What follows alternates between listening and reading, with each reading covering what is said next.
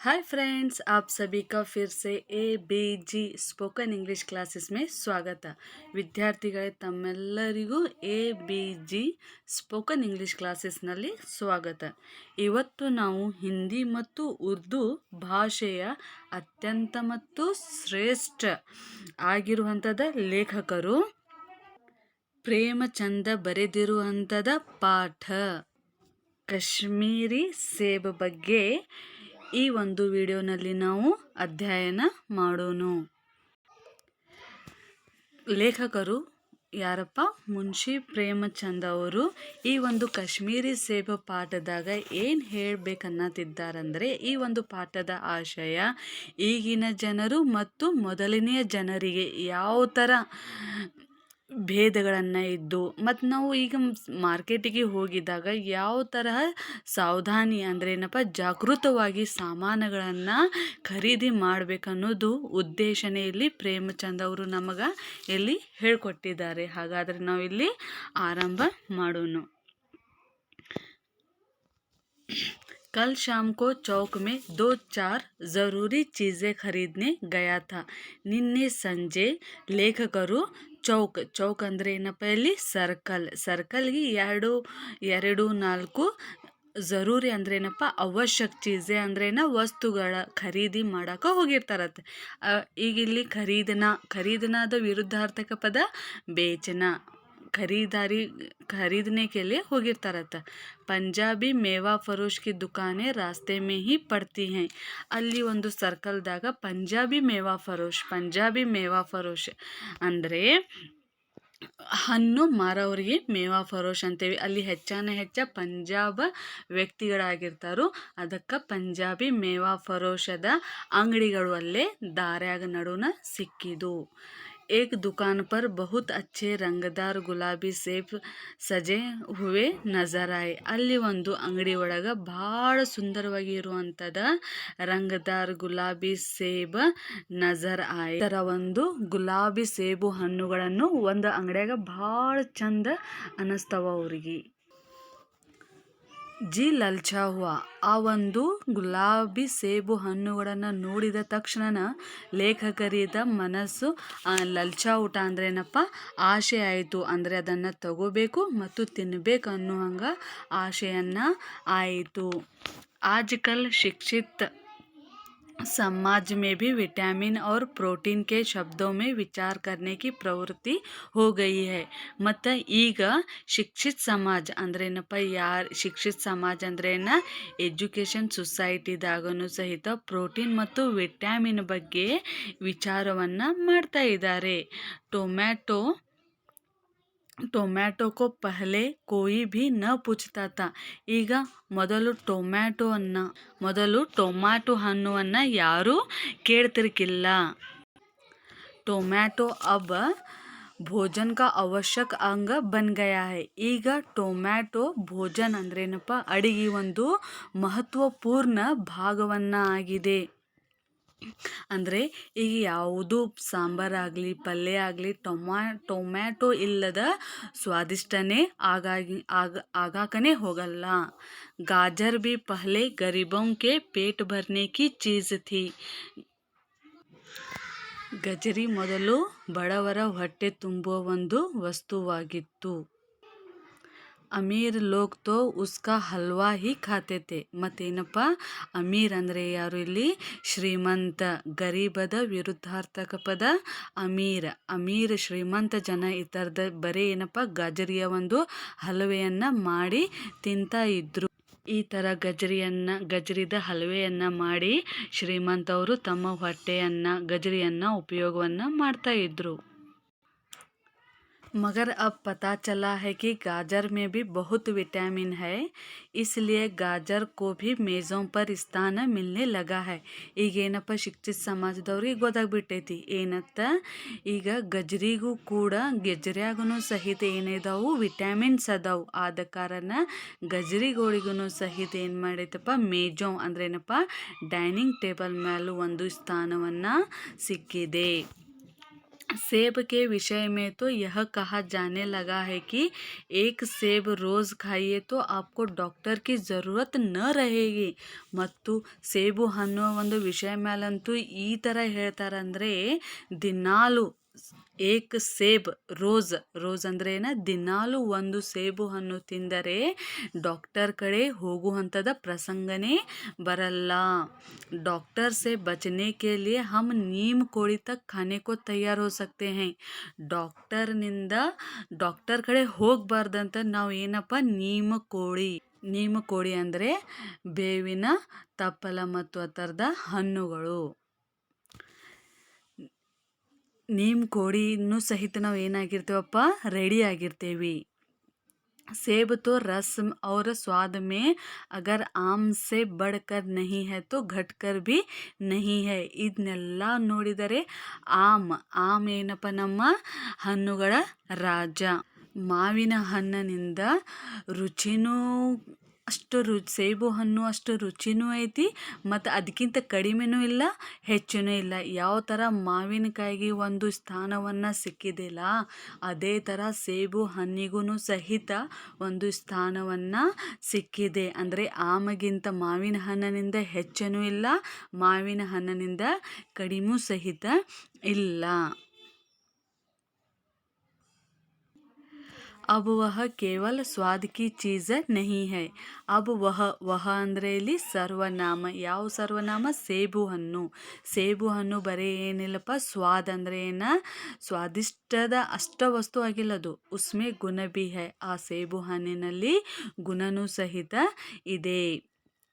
हमने दुकानदार से मोल भाव किया और आधा सेर सेब मांगे. ಇದನ್ನೆಲ್ಲ ಲೇಖಕರು ವಿಚಾರ ಮಾಡಿ ದುಕಾನ್ದಾರ್ ಅಂದರೆ ಏನಪ್ಪ, ಅಂಗಡಿದವನ ಕಡೆಯಿಂದ ಆ ಥರದ ರೇಟ್ ಗೀಟೆಲ್ಲ ಕೇಳಿ ಆಧಾ ಸೇರ್ ಸೇಬು ಹಣ್ಣುಗಳನ್ನು ಕೇಳ್ತಾರು. ದುಕಾನ್ದಾರ್ನೇ ಆಮೇಲೆ ಈ ನೋಡಿ ಅಂಗಡಿದವನು ಕೇಳ್ತಾನೆ, ಬಾಬೂಜಿ ಬಡೆ ಮಜೆದಾರ್ ಸೇಬ್ ಆಯೆ ಹೈ.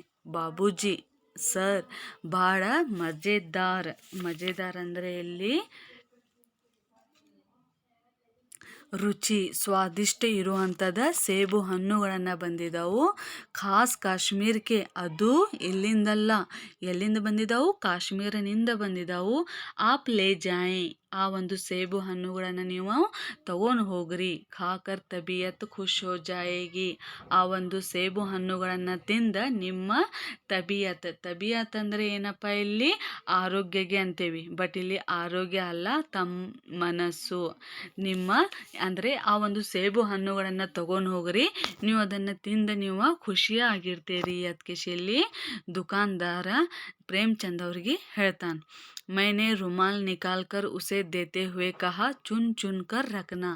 ಆಮೇಲೆ ಇದನ್ನೆಲ್ಲ ವಿಚಾರ ಮಾಡಿ ಅಂಗಡಿದವಂದು ಮಾತು ಕೇಳಿ ಪ್ರೇಮ್ಚಂದ್ ಅವರು ಏನು ಮಾಡ್ತಾರೋ, ತಮ್ಮ ಕಿಶಾಗಿಂದ ರುಮಾಲ್ ಅಂದರೆ ಏನಪ್ಪ, ಇಲ್ಲಿ ಕೈವಸ್ತರವನ್ನು ತೆಗೆದ ಯಾರೋ ಪ್ರೇಮ್ಚಂದ್ ಅವ್ರ ಕೈಯಾಗ ಕೊಟ್ಟು ಚುನ್ ಚುನ್ ಕರ್ ರಕ್ನ. ಏನು ಹೇಳ್ತಾರೋ, ಚುನ್ ಅಂದ್ರೆ ಏನಪ್ಪ, ಆರಿಸಿ ಚಲೋ ಇರುವಂಥದ್ದು ಸೇಬು ಹಣ್ಣುಗಳನ್ನು ಕೊಡು ಅದಕ್ಕೆ ಅವರು ಹೇಳ್ತಾರೆ.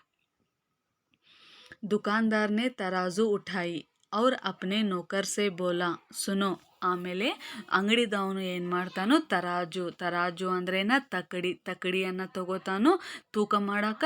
ಆಮೇಲೆ ತಮ್ಮ ನೌಕರ್ ಅಂದ್ರೆ ಏನಪ್ಪ, ಅಲ್ಲಿ ಅಂಗಡಿಯಾಗ ಕೆಲಸ ಮಾಡೋ ಅವನಿಗೆ ಹೇಳ್ತಾರೆ, ಸುನೋ ಆಧಾ ಸೇರ್ ಕಾಶ್ಮೀರಿ ಸೇಬ ನಿಕಾಲ್ಲ.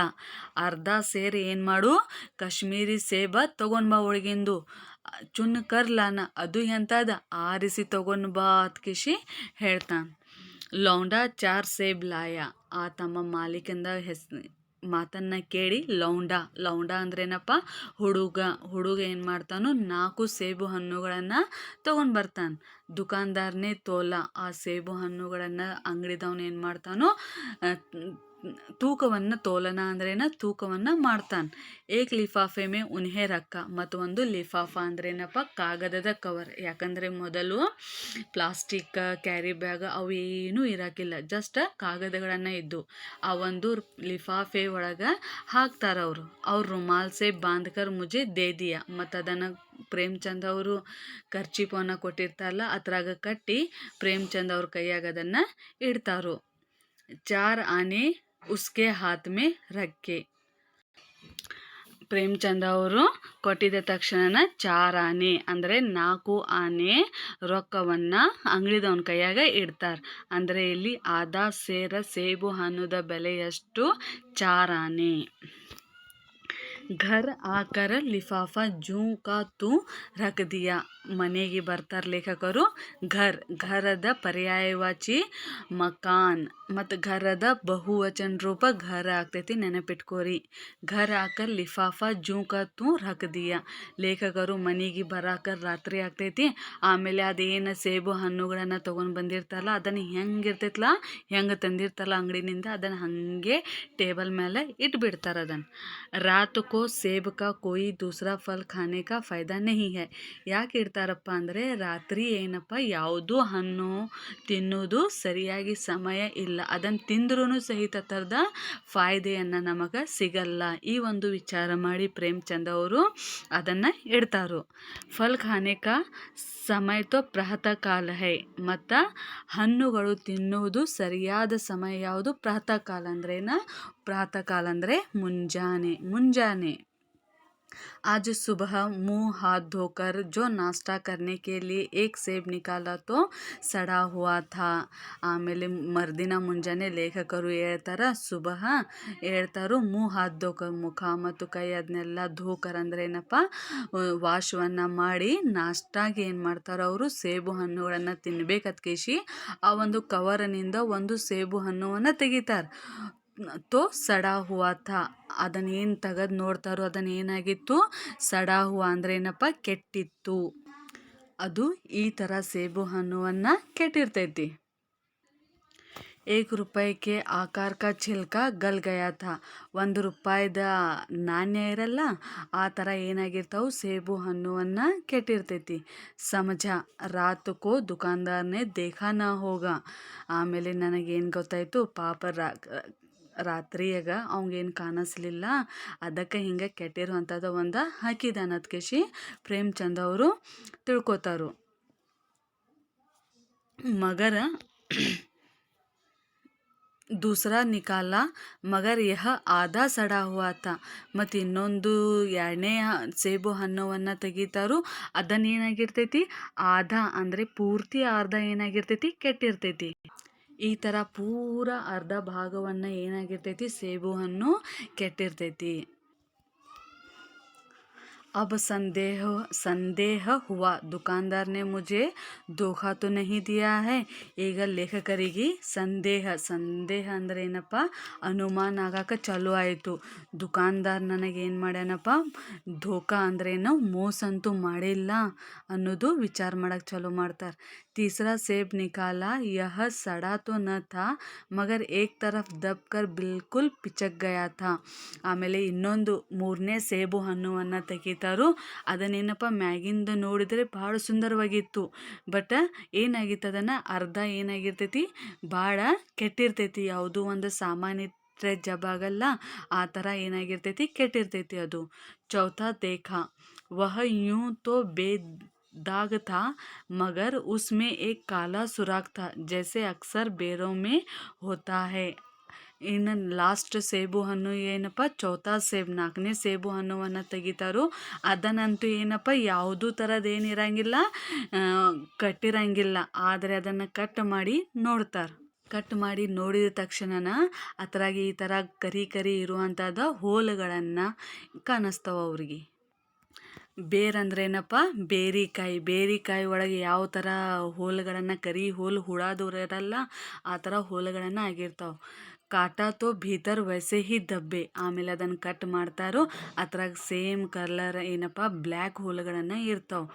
ಜೈಸೆ ಬೇರ್ ಮೇ ಹೋತೆ ಹೇ, ಯಾವ ಥರ ಬಾರಿಕಾಯಿ ಹಣ್ಣು ಒಳಗಿರ್ತಾವಲ್ಲ ಸೇಮ್ ಅದೇ ಥರ ಅಲ್ಲಿ ಇರ್ತಾವೆ ಸೇಬು ಹಣ್ಣದಾಗ. ಏಕ್ ಸೇಬ್ ಭಿ ಖಾನೆ ಲಾಯಕ್ ನಹಿ ತಾ, ಒಂದು ಸೇಬು ಹಣ್ಣು ಸಹಿತ ತಿನ್ನಾಕ ಯೋಗ್ಯ, ಲಾಯಕ್ ಅಂದ್ರೆ ಏನಪ್ಪ ಯೋಗ್ಯ ಇರಾಕಿಲ್ಲ. 4 आने पैसों का इतना गम न हुआ जितना समाज के इस ಚಾರಿತ್ರಿಕ ಪತನ का. ನನಗೆ ನನ್ನ 4 ಆನೆ 4 ಆನೆ ಹೋಗಿದ್ದ ನನಗಷ್ಟು ಏನಾಗಲಿಲ್ಲ ಗಮ್ ಅಂದ್ರೇನು ದುಃಖವನ್ನು ಆಗಲಿಲ್ಲ. ಎಷ್ಟು ಈ ಸಮಾಜ ಒಳಗೆ ಇನ್ನೊಬ್ಬ ವ್ಯಕ್ತಿಗೆ ಮೋಸವನ್ನು ಮಾಡತ್ತಾರಲ್ಲ ಅದಕ್ಕೆ ನನಗೆ ಭಾಳ ಬೇಜಾರಾಯಿತು. ನನ್ನ ರೊಕ್ಕ ಹೋಗಿದ್ದಕ್ಕೆ ನನಗೆ ದುಃಖವನ್ನು ಆಗಲಿಲ್ಲ ಅದಕ್ಕೆ ಹೇಳ್ತಾರೆ. दुकानदार ने जानबूझकर मेरे साथ धोखेबाजी का व्यवहार किया. ಆಮೇಲೆ ಅಂಗಡಿದವನು ನನ್ನ ಜೋಡೆ ಜಾನ್ ಬೂಜ್ಕರ್ ಅಂದ್ರೇನ ಉದ್ದೇಶಪೂರ್ವಕವಾಗಿ ನನ್ನ ಜೋಡೆ ಮೋಸದ ಒಂದು ವ್ಯವಹಾರವನ್ನು ಮಾಡಿದಾನು ಅದಕ್ಕೆ ಹೇಳತ್ತಾರ. ಏಕ್ ಸೇಬ್ ಸಡಾ ಹುವಾ ತೋ ಮೈ ಉಸ್ಕೋ ಕ್ಷಮಾಕ್ಕೆ ಯೋಗ್ಯ ಸಮಸ್ತ. ಆ 4 ಸೇಬು ಹಣ್ಣು ಒಳಗೆ ಒಂದು ಅಷ್ಟೇ ಏನಾರೇ ಕೆಟ್ಟಿದ್ದಪ್ಪ ಅಂದರೆ ನಾವಂಗೇನೋ ಒಂದು ಕ್ಷಮೆಯನ್ನು ಮಾಡ್ತಾ ಇದ್ದೆ. ಸೋಚತಾ ಉಸ್ಕಿ ನಿಗಾ ನ ಪಡಿ ಹೋಗಿ. ಸೋಚನಾ ಅಂದ್ರೇನು ವಿಚಾರ ಮಾಡ್ತೀನಿ ನಾನು. ಅವು ಪಾಪ ನಿಗಾ ಅಂದ್ರೇನ ದೃಷ್ಟಿ, ಅಂದರೆ ಆ ಸೇಬು ಹಣ್ಣು ಮ್ಯಾಲ ಒಂದು ದೃಷ್ಟಿಯನ್ನು ಹೋಗಲಿಲ್ಲ ಅಂತ ವಿಚಾರ ಮಾಡಿ ನಾವು ಅಂಗಡಿದವನಿಗೆ ಏನು ಮಾಡ್ತಾ ಇದ್ನಿ, ನಾನು ಕ್ಷಮೆಯನ್ನು ಮಾಡ್ತಾ ಇದ್ನಿ ಅದಕ್ಕೆ ಪ್ರೇಮ್ಚಂದ್ ಅವರು ಹೇಳತ್ತಾರ. ಮಗರ್ ಚಾರೋಂ ಕೆ ಚಾರೋಂ ಖರಾಬ್ ನಿಕಲ್ ಜಾಯ್ ಯಹ ತೋ ಸಾಫ್ ಧೋಕಾ ಹೈ. ಇಲ್ಲಿ ಮಗರ್ ಚಾರೋಂಕೆ ಚಾರೋ 4 ಸೇಬು ಹಣ್ಣುಗಳು ಕೆಟ್ಟಾಗಿರ್ತಾವಂದರೆ ಇದು ಏನಪ್ಪ ಭಾಳ ಏನು ಮೋಸ ಆಯಿತು ಅದಕ್ಕೆ ಹೇಳತ್ತಾರ. ಮಗರ್ ಇಸ್ ಧೋಕೆ ಮೇ ಮೇರಿ ಭೀ ಸಹಯೋಗ ಹೈ. ಮತ್ತು ಇದು ಏನು ಮೋಸದ ಅಂಗಡಿದವ್ನು ನನ್ನ ಜೋಡೆ ಮಾಡಿದಲ್ಲ ಇದ್ರಾಗ ನಾನು ಸಹಿತ ಸಹಯೋಗಿ ಭಾಗಿಯನ್ನು ಆಗಿದ್ದೀನಿ. मेरा उसके हाथ में रुमाल रख देना मानो उसे धोखा देने की प्रेरणा थी. ನಾನು ಅವನ ಮೇಲೆ ವಿಶ್ವಾಸವನ್ನು ಇಟ್ಟು ನಾನು ಏನು ಮಾಡಿ ಅವ್ನ ಕೈಯಾಗ ಹ್ಯಾಂಡ್ ಕರ್ಚಿಪನ್ನು ಇಟ್ನಿ. ಅದಕ್ಕೆ ಅವಂಗೆ ಏನು ಗೊತ್ತಾಯ್ತು, ಇವಂಗ ಯಾವ ಥರ ಮೋಸ ಮಾಡಿದ್ರು ಇವ್ ಸುಮ್ಮನೆ ಇರ್ತಾನೆ ಅನ್ನೋದು ಅವಂಗೆ ಒಂದು ಪ್ರೇರಣೆಯನ್ನು ಸಿಕ್ತು ಅಂಗಡಿದವನಿಗೆ ಅದಕ್ಕೆ ಹೇಳ್ತಾರೆ. उसने भांप लिया कि यह महाशय अपनी आँखों से काम लेने वाले जीव नहीं हैं. ಆಮೇಲೆ ನಾ ಏನಾದ ಹ್ಯಾಂಡ್ ಕರ್ಚಿಪನ್ನು ಅವ್ನ ಕೈಯಾಗ ಇಟ್ನಿಲ್ಲ ಅವ್ನಿಗೆ ಗೊತ್ತಾಗ್ಬಿಡ್ತು ಈ ಒಂದು ಮಹಾಶಯ ಏನಪ್ಪ ತಾಯಿನ ಆರಿಸಿ ಅಂದರೆ ಯಾವುದೂ ಥರದ ಕೆಲಸವನ್ನು ನಾವು ಮಾಡಂಗಿಲ್ಲ ಅನ್ನೋದು ಗೊತ್ತಾಯ್ತು ಅವಂಗ. ಅವ್ರು ನ ಇತನೆ ಚೌಕಸ್ ಹ್ಯಾಂಕಿ ಘರ್ ಸೆ ಲೌಟಾನೆ ಆಯೆ. ಮತ್ತು ಇಷ್ಟು ಒಂದು ಏನಿಲ್ಲ ಚೌಕಸ್ ಅಂದರೆ ಅಂದರೆ ವಾಪಸ್ ತಂದು ಕೊಡುವಂಥದ್ದು ಮನುಷ್ಯರಲ್ಲ ಅವರು. ನಾ ಹೆಂಗೂ ಕೊಟ್ರು ಸಹಿತ ಹೊಳ್ಳಿ ನನ್ನ ಅಂಗಡಿಗೆ ಕೆಟ್ಟಿದ್ದವಂತೂ ಅದಕ್ಕೆ ಬರಲ್ಲ. ಆದಮಿ ಬೇಮಾನಿ ತಬಿ ಕರ್ತಾ ಹೈ ಜಬ್ ಉಸೆ ಅವಸರ ಮಿಲ್ತಾ ಹೈ. ಮತ್ತು ಒಬ್ಬ ಆದಮಿ ಇದು ಆದಮಿಯ ಅನ್ಯ ವಚನ ರೂಪ ಆಗ್ತೈತಿ ಮತ್ತು ಆದಮಿದ ಸ್ತ್ರೀಲಿಂಗ ಔರತ್ ಆಗ್ತೈತಿ, ನೆನಪಿಟ್ಕೋರಿ.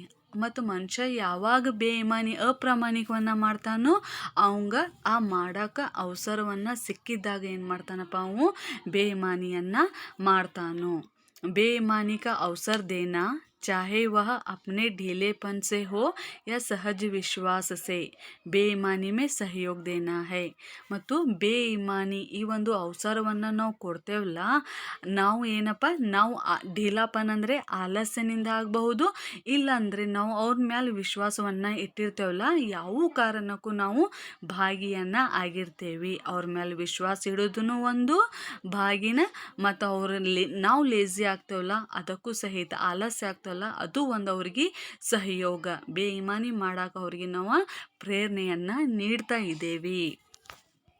पढ़े लिखे बाबुओं और कर्मचारियों पर तो अब कोई विश्वास नहीं करता. ಈಗ ಪಡೆ ಲಿಖೆ ಓದಿದವ್ರ ಮೇಲೆ ಯಾರು ಕರ್ಮಚಾರಿ ಅಂದ್ರೇನಪ್ಪ ಕೆಲಸ ಮಾಡೋವ್ರ ಮೇಲೆ ಯಾರೂ ವಿಶ್ವಾಸವನ್ನೇ ಇಡಲ್ಲ. किसी थाने या कचहरी का म्यूनसिपैलिटी में चले जाए आपकी ऐसी दुर्गति होगी कि आप बड़ी से बड़ी हानि उठाकर भी उधर न जाएंगे. ನೀವು ಯಾವುದು ನಿಮ್ಮ ಕೆಲಸ ಸಂಬಂಧ ಕಚೇರಿಗೆ ಹೋಗ್ರಿ ಅಥವಾ ಮುನ್ಸಿಪಾಲಿಟಿಗೆ ಹೋಗ್ರಿ, ಅಲ್ಲಿ ನಿಮ್ದು ಈ ಥರ ದುರ್ಗತಿಯನ್ನು ಮಾಡ್ತಾರಲ್ಲ, ದುರ್ಗತಿ ಅಂದ್ರೇನ ಕೆಟ್ಟ ಪರಿಸ್ಥಿತಿಯನ್ನು ಮಾಡ್ತಿರಲ್ಲ ಅವರು ಓಡಾಡಿಸಿ ನೀವು ಅಲ್ಲಿ ಮತ್ತೊಮ್ಮೆ ಏನಪ್ಪ ಹೋಗಾಕ ನಿಮ್ದು ಮನಸ್ಸನ್ನೇ ಆಗಂಗಿಲ್ಲ. ಆ ಥರ ನಿಮಗೇನಾಗ್ತೈತಿ, ಬೇಜಾರಾಗ್ಬಿಡ್ತೈತಿ. ಪಹಲೆ ಐಸಾ ನಹೀ ತಾ. ಈಗ ನೋಡ್ರಿ, ಇಷ್ಟು ಹೇಳಿದ್ದ ಪ್ರೇಮ್ಚಂದ್ ಅವರು ಈಗಿನ ಜನರು ಈ ಥರ ಅದೇವಿ. ಈಗ ಮೊದಲಿನ ಜನನ ಯಾವ ಥರ ಇರ್ತಾರೆ ಅನ್ನೋದು ಈ ಒಂದು ಪ್ಯಾರಾಗ್ರಾಫ್ ಒಳಗೆ ಹೇಳ್ಕೊಟ್ಟಿದ್ದಾರೆ. ಪಹಲೆ ಐಸಾ ನಹೀ ತಾ, ಬಟ್ ಆದರೆ ಮೊದಲು ಈ ಥರ ಒಟ್ಟೆ ಇರಾಕಿಲ್ಲ. ವ್ಯಾಪಾರಿಯೋं की साख बनी हुई थी.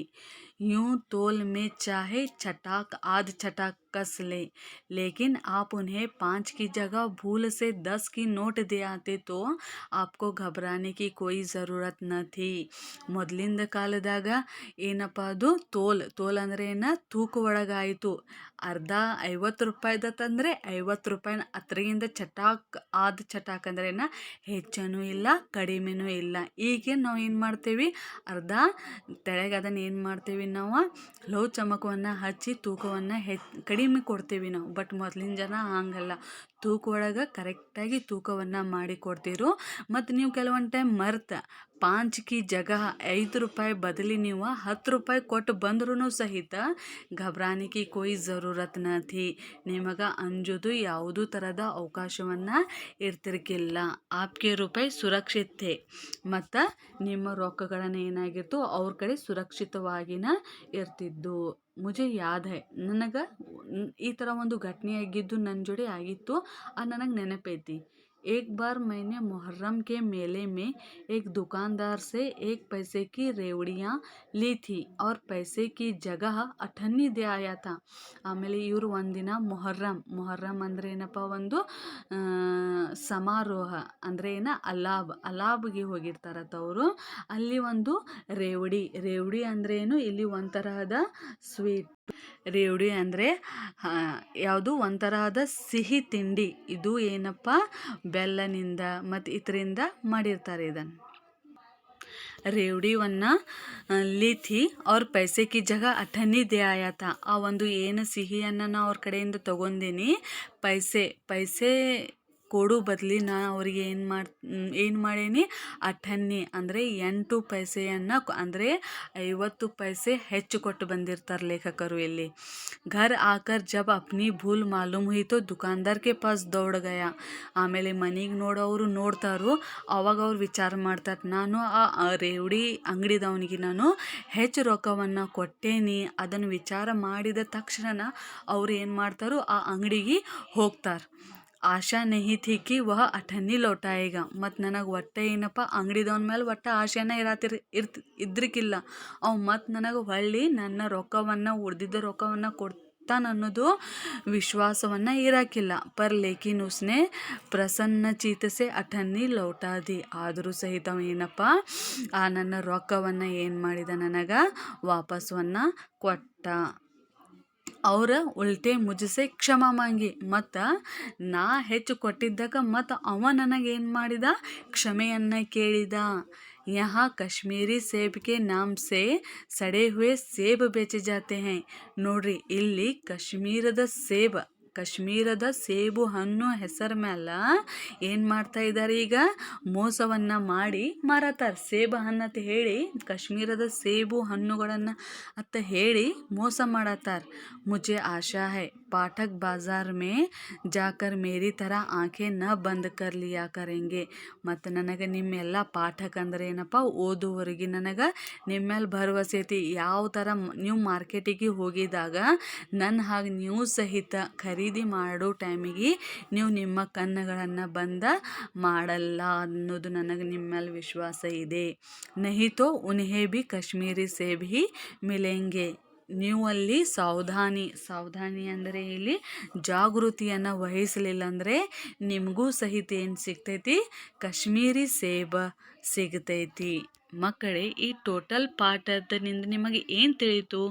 ಈ ಒಂದು ಪಾಠದ ಆಶಯ ನಾವು ಯಾವಾಗರೇ ಮಾರ್ಕೆಟಿಗೆ ಏನಾರೇ ಒಂದು ಖರೀದಾರಿಯನ್ನು ಮಾಡಕ್ಕೆ ಹೋದಾಗ ನಾವು ಏನು ಮಾಡಬೇಕು, ಸಾವಧಾನಿ, ಆ ಒಂದು ಮೋಸವನ್ನು ಮಾಡಬಾರ್ದಂಗೆ ನಾವು ಏನು ಮಾಡಬೇಕು, ಜಾಗೃತನ್ನ ಆಗಿರಬೇಕು. ಇದೇ ಒಂದು ಪಾಠದ ಉದ್ದೇಶ ಇಲ್ಲಿ ಲೇಖಕರಿಗೆ. ನಾವು ಆಗಿರಬಾರ್ದು, ಆಲಸ್ಯವನ್ನು ಆಗಿರಬಾರ್ದು, ಮತ್ತು ಏನಾಗಿರಬಾರ್ದಪ್ಪ, ನಾವು ವಿಶ್ವಾಸವನ್ನು ಇನ್ನೊಬ್ಬರ ಮೇಲೆ ಇಡಬಾರ್ದು. ನಾವು ವಿಶ್ವಾಸ ಅದೇವತ್ಕೇಶಿ ಅವರು ನಮ್ಮ ಮೇಲವನ್ನು ಈ ವಿಶ್ವಾಸವನ್ನು ಒಟ್ಟು ಇಡಕ್ಕೆ ಹೋಗಲ್ಲ. ಆದ ಕಾರಣ ನೀವು ಏನೋ ಸಂತೆಗೆ ಮಾರ್ಕೆಟಿಗೆ ಏನೋ ಒಂದು ಖರೀದಾರಿ ಮಾಡಕ್ಕೆ ಹೋದಾಗ ಸಾವಧಾನಿ, ಜಾಗೃತವಾಗಿ ಏನಪ್ಪ ಖರೀದಿಯನ್ನು ಮಾಡಿರಿ. ಇದೇ ಒಂದು ನಮ್ಮ ಪ್ರೇಮಚಂದ ಅವ್ರದ್ದು ಒಂದು ಆಶಯ. ಮಕ್ಕಳೇ, ನಿಮಗೆ ತಿಳಿದೈತೆ ಅನ್ನೋದು ನಾನು ಅನ್ಕೋತಾ ಇದ್ದೀನಿ. ಧನ್ಯವಾದಗಳು.